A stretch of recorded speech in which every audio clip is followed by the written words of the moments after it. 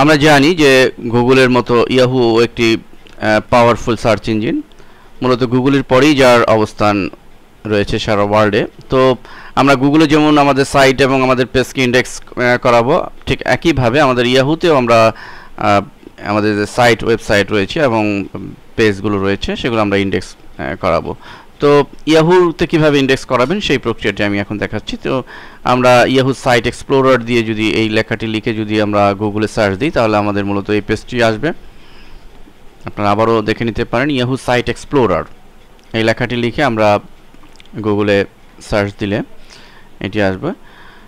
দেন আমরা এমন একটি ইন্টারফেস পাবো, ইয়াহু সাইট এক্সপ্লোরার লোগো সম্বলিত এখানে লেখা রয়েছে। দেখুন, আমরা এই অবস্থায় প্রথমে সাইন ইন করে নিব, অর্থাৎ আমাদের ইয়াহুতে আগে একটি অ্যাকাউন্ট থাকতে হবে। তো আমরা সাইন ইন বাটনে ক্লিক করে একটু সাইন ইন করছি।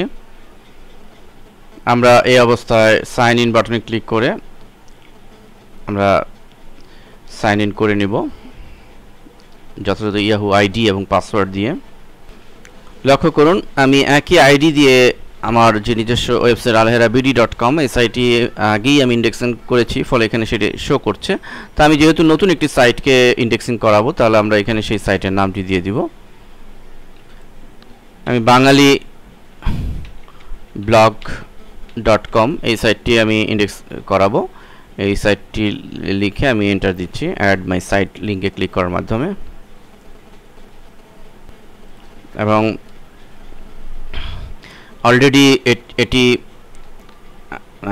অথেন্টিকেটিংয়ের জন্য একটি পেজ এসছে। দেখুন যে আমরা গুগলে যেমন ভেরিফিকেশন করেছিলাম, ঠিক এখানে এটি অথেন্টিকেশন করতে হবে, এবং অথেন্টিকেশনের প্রক্রিয়াও প্রায় গুগলের ওয়েব মাস্টার টুলের মতোই প্রায়। এখানে রয়েছে by uploading a verified file to adding a meta tag, অথবা আমরা by uploading a verification file গুগলের মতোই আমরা এই কাজটি করব। সো আমরা এই লিঙ্কে ক্লিক করব, by uploading a verification file to my site. ফলে আমাদের সামনে এই ডায়ালগ বক্স এসছে, এবং এখানে দেখুন ডাউনলোড প্রক্রিয়াটি আগের মতোই। ডাউনলোড দিয়ে এই ফাইলটি আমাদের ডাউনলোড করতে হবে। সেকেন্ড স্টেপে আপলোড দি ভেরিফিকেশন ফাইল সাইটে আপলোড করতে হবে, অ্যান্ড দেন আমরা অথেন্টিকেটিং করব। তো আমরা ডাউনলোড করে নিচ্ছি এই লিঙ্কে ক্লিক করে। আমরা সেভ টু ডিস্ক সিলেক্ট রয়েছে, ওকে বাটনে ক্লিক করছি। অলরেডি ডাউনলোড হয়ে গিয়েছে আমাদের ডেস্কটপে ডাউনলোড, আমরা দেখতে পাচ্ছি ফাইলটি ডেস্কটপে ডাউনলোড হচ্ছে। Upload the verification file to your site. এখন আমরা এটিকে আমাদের সাইটে ওয়েবমাস্টার টুলের মতো এটি ফাইলটি আপলোড করব। তো আসুন আমরা এফটিপি সফটওয়্যারটি রান করাই। তো আমরা এফটিপি সফটওয়্যারে ঢুকে আমরা আমাদের সার্ভারের পাবলিক HTML ফোল্ডারের ভিতরে, আমরা জানি সব ফাইলই এর ভিতরে আমরা আপলোড করি, তো এর ভিতরে আমরা আপলোড করব। আমরা ডেস্কটপে রয়েছে, আমরা ডাব্লিউ নামে যে ফাইলটি HTML ফাইলটি, দেখুন এখানে ওয়াই দিয়ে আমরা এটি সিলেক্ট করে আমরা জাস্ট আপলোড করে দিব।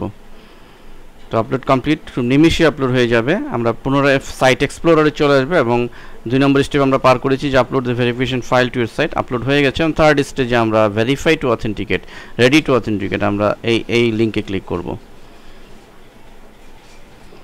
লক্ষ্য করুন, ইমপ্রেশন আমাদের এটি হয়েছে, অলরেডি ইন্ডেক্সিং হয়েছে, এবং এটি অ্যাক্টিভ হতে ফুললি একটু সময় নেবে। অ্যাক্টিভ হয়ে যাবে, সে নিজেই করে নেবে। এবং আমরা যদি এক্সপ্লোর করি, এক্সপ্লোর করলে আমরা এর ভিতরে ঢুকলেই টোটাল স্ট্যাটাসটা দেখতে পাবো। তো লক্ষ্য করুন যে আমরা অলরেডি ইন্ডেক্সিং হয়েছে, আমাদের সব ফাইলগুলো, সব পেজগুলো ইন্ডেক্সিং হয়েছে। আমরা মূলত ইয়াহুতে কীভাবে ইন্ডেক্স করতে হয় এই লেসন আমরা সেটি দেখালাম। এটি গুগলের পরেই যার অবস্থান ইয়াহু, অতএব আমাদের এটি ভুলে গেলে চলবে না যে ইয়াহুর অবস্থানও ওয়ার্ল্ডে কোনো অংশে কম নয়, সেকেন্ড পজিশনে আছে সার্চ ইঞ্জিনে।